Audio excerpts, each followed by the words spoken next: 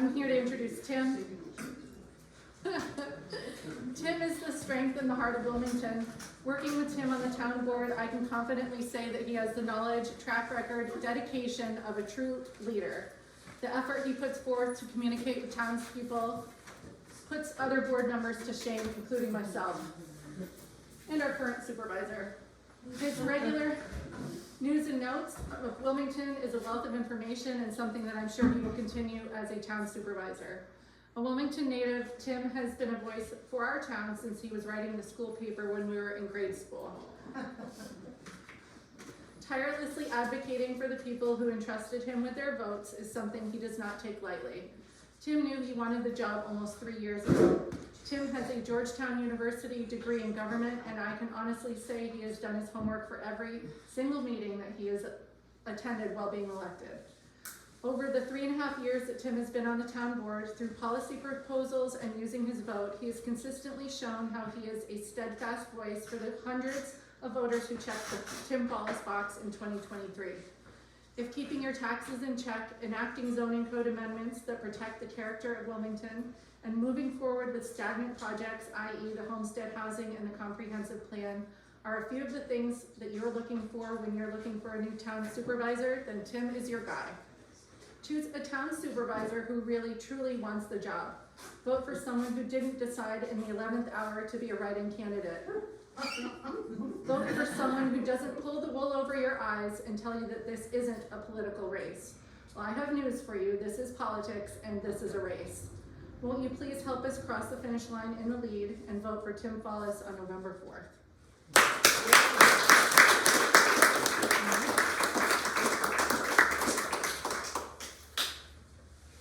It's a hard act to follow.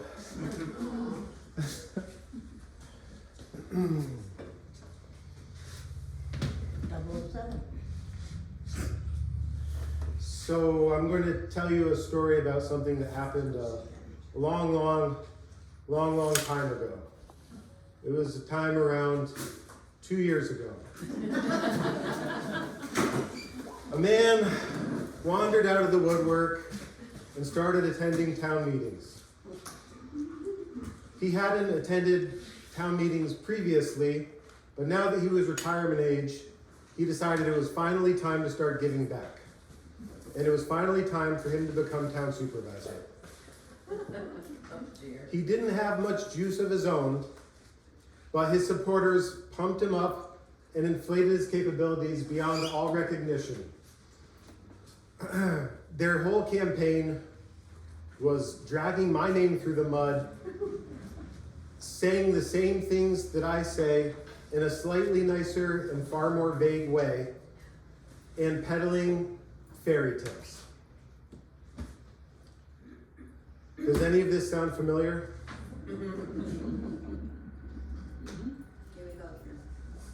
It's pretty familiar. Yeah. Right?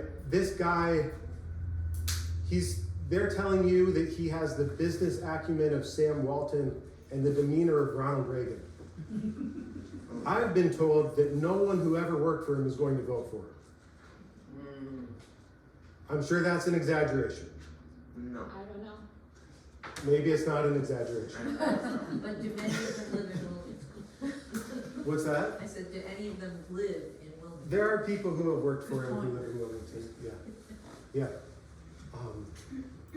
So I think that's about all he sent out a mailer saying that he's not a Palladian. I guess that makes two of us. He's proud of not having a law degree. That's a strange thing to be proud of. And with that, I would love to answer your questions. And you have to bring it up. Sam does have some inner demons. I'm not going to say what they are. But they're dangerous. Since you broached that topic, and I've discussed this the past two events we had. When I talk about dragging my name through the mud, most of it is just out and out lying. Like, they are saying that I have a drug problem or a drinking problem. I thought so. Yes, right, exactly. Talking about that with Sam. They are saying that I want to ban vacation rentals, which At this point, I'm almost waving the white flag on vacation rentals. What I want to say on vacation rentals is, if you want, there is a cap currently at 150, very high number for a town with 750 houses. That's a very high number. And if we win, if Randy and Hannah and I win, we will maintain that cap. If the other side wins, that cap is out of here. Well, no, don't listen to what they tell you 2 weeks before the election, a month before the election, 2 months before the election. 2 years ago, Forbes and Smith told everyone that they sat at the firehouse like perfect little angels and told everyone how much they wanted to unify the town. You know, And the Scooge. as soon as they get reelected, Forbes is yelling at the meetings again, right? And they're just steamrolling with the same tired agenda, 3 to 2, 3 to 2, 3 to 2. And now we have similar candidates saying the exact same thing. They're saying the same things that we are, but in more vague ways, probably in slightly more polite ways. But it's not true. It's not true. If I lose and Randy loses and Hannah loses, it's going to be 4-1. You think that they're all of a sudden, now that they've got a 4-1 majority, they're going to start compromising? They didn't compromise when it was 3-2. They had, I've been on the town board for 3.5 years. They've had an infinite number of chances to compromise. There's no compromising. It is steamrolling, except when it's 2 months before an election. And then they're perfect little angels who just love everyone and are so inclusive. Next question. How's your blood pressure? Probably good to get some of this off my chest. Yeah. What's in the briefcase? The speech I was going to give. Pair of glasses, a notepad. That's about it. I want to hear more about those demons. Sam? Yeah, I mean, the things that they're accusing me of, Sam. I'm not the one who should be accused of those things. You know, what else? The latest thing, right? So I do want to get into all the lies. You know, anti-growth. We accept growth like we accept gravity. Wilmington is growing and will grow. But we can grow towards a Keene or we can grow towards Keysville. Right now we're heading 100 miles an hour towards Keysville. It's the Keysvilleification of Wilmington. It's the Lake Georgification. You know, we should be a very charming, cute, wholesome, authentic town. That's not the way it's been going. Thank you. And there was, you know, the most recent lie. Well, I thought it was going to be the most recent lie. There's actually even a more recent one. But the most recent lie is, so it turns out that I'm actually at fault for the canceling of the summer youth program. Wait, what do you? Oh, that's You're at fault for what? It's my fault that the youth program was canceled. cool. It turns out. That's a good one. Yeah. I know. No, But and the youth actually- committee, and the youth committee. Well, actually, the summer youth program never existed. So those 15 kids last year and the 9 kids the year before that was all a mirage. And you know whose signs they have in their yards? Darren Forbes. It was all just a big mirage. Welcome to Gaslight Village. Mary Nolan, please. Tim, what do you do to reinstate the youth committee? Not to those of us that attend the meetings. Thanks. Yes, I think I would feel so much better about our odds if 50% of the town attended the meetings. Unfortunately, it's about 1 to 5%. What will I do to reinstate the youth committee? Well, it'll just be a totally different approach. You know, they feel disrespected because they've been disrespected. It will be the exact opposite. You know, if Amy wants a stipend, I've told her before, I'll give her a $5,000 a year stipend. She does a lot of work. $5,000 a year, which is $100 a week for that work. As president of the youth committee, I have no problem with that. Wow. We'll also, you know, I will broadcast that it exists. You know, our current administration doesn't broadcast anything, right? Let alone supporting the youth committee. It's just roadblocks, obstacles, nitpicking, and naysaying. So I will do those things. I will, you know, I mean, I've kind of religiously advertised that we needed an assessor, and finally Jessica materialized, like, like an angel out of the heavens. So I will definitely advertise that it exists. I will support it in every way I can, including financially. You know, as I've been told since I was first running for the town board, it's not a question of money, it's a question of priorities. There's plenty of money, but what are the priorities? And the youth commission has obviously been, I mean, to say that it's not a priority would be an understatement, right? There's like a hostility toward it, but that wouldn't be my approach. It's like, it's indifference at best, and then sometimes it lapses over into hostility. And they would be the exact opposite. Indifference at worst to enthusiasm. Doesn't Roost advertise that we have a free skating rink with free skates for all these kids from Lake Placid and wherever? I'm sure I would imagine they advertise the town's amenities, which is fine. You know, it's open to the public. Thanks for coming, Pam. Okay. You know, they can, which is, you know, that's fine. And that's Parks Department budget. You know, part of it is historically, the town has had someone who worked in that building. And it was controversial, and then I think there just weren't enough kids. And so that program kind of withered away, and they decided to put it on ice until there were enough kids. And now there are clearly enough kids if there were 25 kids enrolled in the summer program. So, you know, hiring someone to do that job in a part-time way and take a lot of the work off of Amy's shoulders, I think like that's what Smith envisioned should be done. And you know, there are times where I agree with Smith, especially when he's repeating my ideas, but that's his idea, and I have no problem with that, hiring someone to work there part-time or three-quarter time. You know, you wouldn't really need him that much in the winter time, but it would be good that right now it's a Parks Department employee, and it's a few Parks Department employees who watch over it, turn the lights on, you know, lock it up at night, etc. If that was a youth, which maybe could be under the umbrella of the Parks Department, if that was a separate employee who also did the ski program, that would probably be good. And the town can certainly afford that. That's not even mentioning people who don't even live in Wilmington are volunteers. That's true. For that and do a lot of work with the kids. That's true. But to say they don't live in Wilmington, they live feet outside of Wilmington. Yes. So, in their hearts, they live in Wilmington.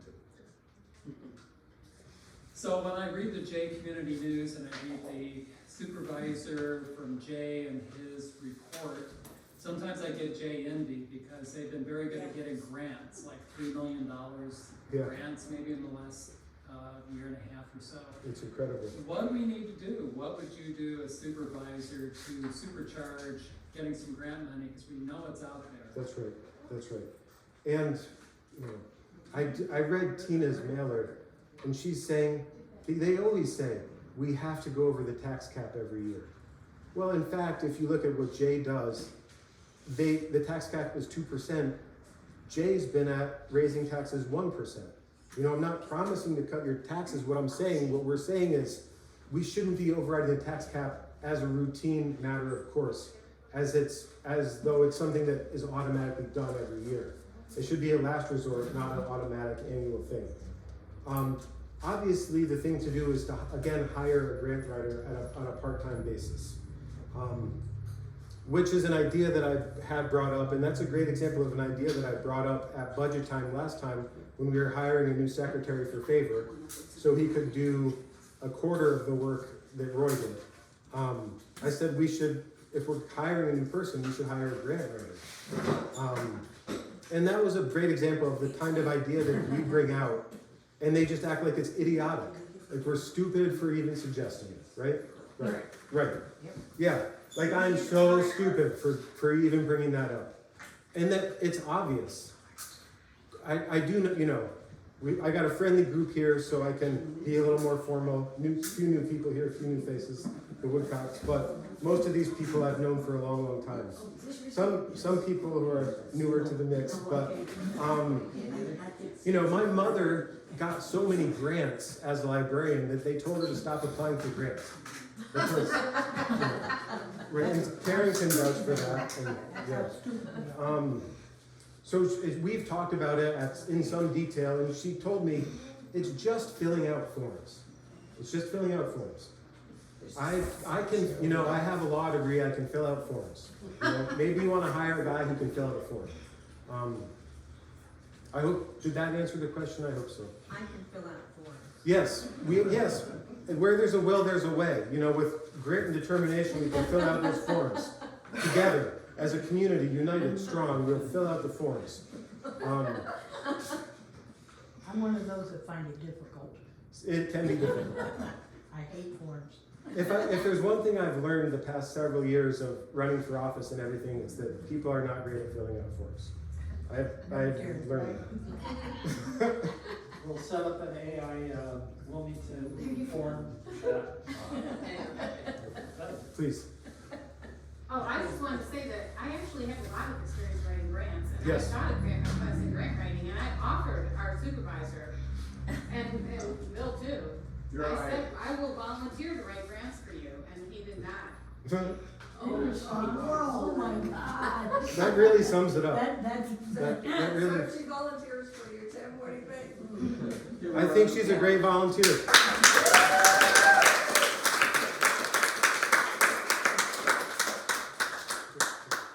volunteer to assist. Okay.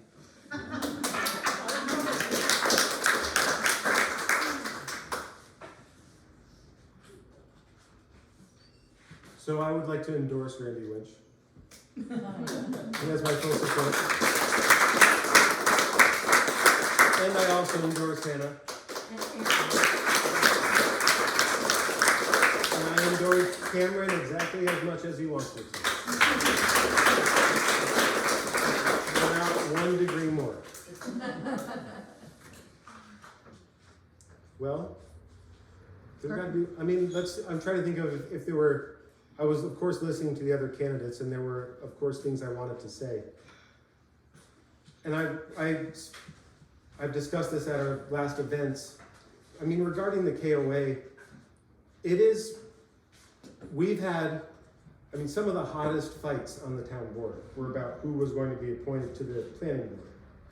And it is like at the federal level where you're appointing judges. You want to appoint a judge who's on your wavelength. You don't know exactly what they'll do or how they'll rule, but you kind of have the gist of who these people are and what's on their agenda, what wavelength they're on. And we need to appoint, and this is something where I have made progress, and we will love to make a lot more progress, appointing more people to these boards who are actually going to read the plans and read the zoning code and apply the zoning code to the plans. Or live here. We have, yeah, right. I mean, that's a whole nother that's a whole other issue. Yeah, so as the heckler suggested, our the chair of our planning board is gone. The nominal chair of our planning board is the former KOA manager in town.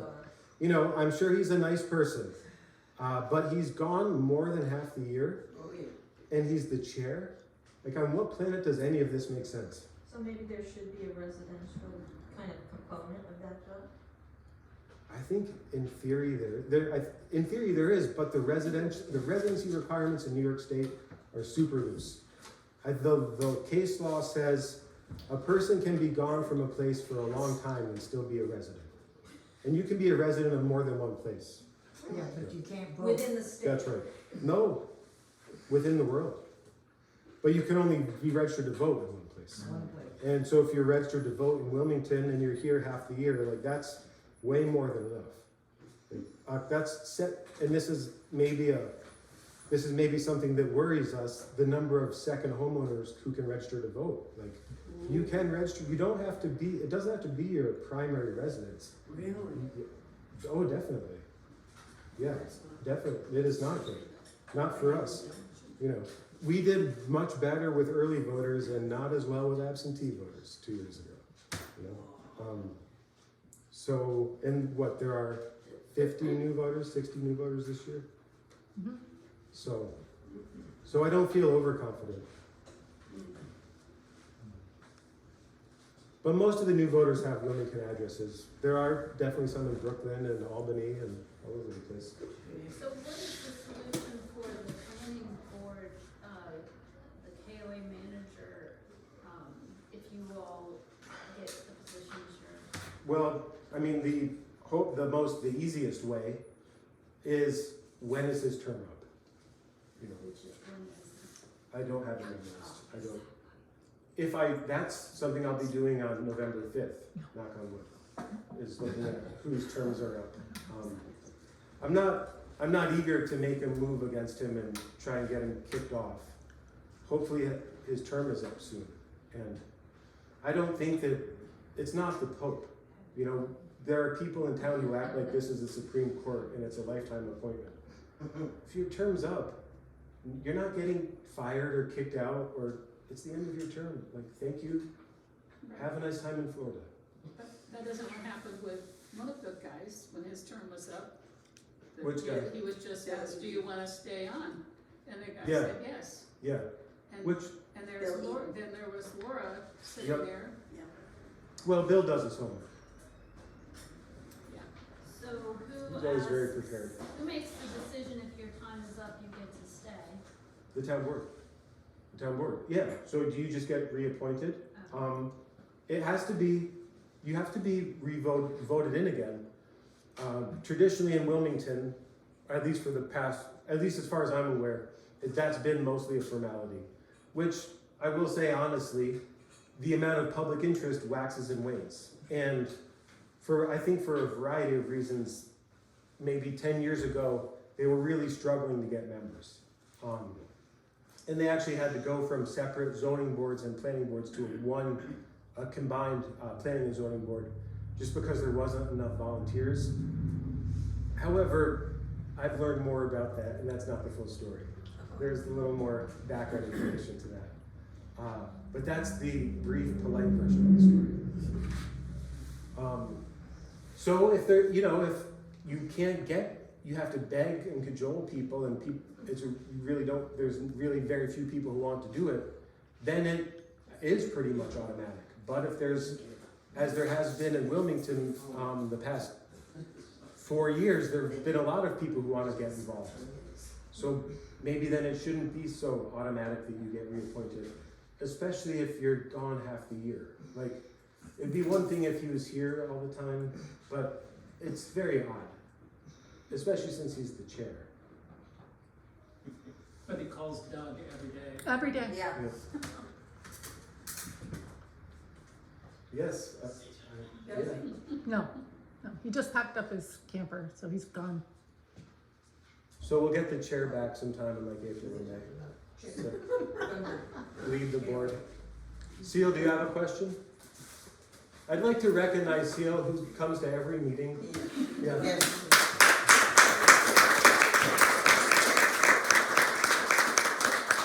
You've missed, I He's think, gotta speak up. you've missed 2 since I've been on the board. 2 or 1? Oh, probably, I don't know. Champagne. I'm in the hospital. Well, I notice when she's not there. So it's notable when she's not there, so it's easy to remember. You don't know. Yeah. So we go in person and see who's who and what's what. Otherwise you guess when you listen to that Zoom. Right. You don't know the people, you don't know their voices. Can you hear Darren Forbes? What? Can you hear Darren Forbes? He's important. Well, he is. He dominates the town board. Calling my phone? He is in charge of the town board. Make no mistake. And you can't always, if you're listening, you're not seeing the reactions, the expressions, Oh, Gary. you know, they don't have to say anything sometimes, you know, just sometimes you just have to fight fire with fire. I thought I tried to. Oh, No, not enough. no, no. So I will say that 2 years ago, their whole strategy was dragging my name through the mud and selling fairy tales. And I tried to keep my nose in the air and my hands above the fray. And that worked just as well as it always seems to work in politics. So this time I'm trying to be a little more plain spoken about my opponent's shortcomings. I mean, I hope you're all insulted. This guy's, as far as I know, he's never been to a town meeting. No. He comes out of the woods 2 months ago and he thinks he should be the town supervisor without ever going to a meeting. He's the worst boss ever. Well, he did. Treats us You like drove a right in bastard. there last week, last Yeah, time. he did, and he fell down. Yeah. Well, I won't go there. I know. I'm not gonna go that far. But you can go there. Anyway, I guess that's almost 6. It's after 6. Thank you all for coming. I hope you had a nice time. Thank you all very much.